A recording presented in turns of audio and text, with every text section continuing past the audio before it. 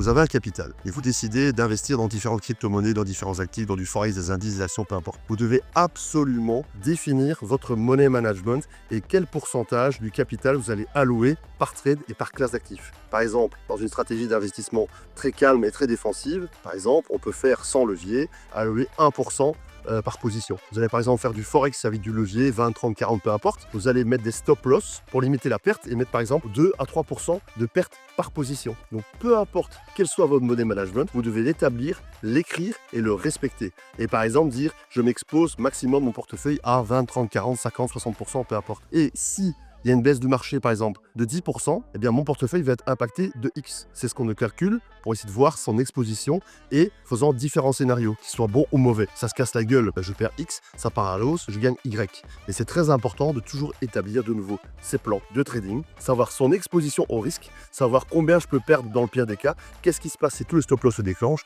etc., etc.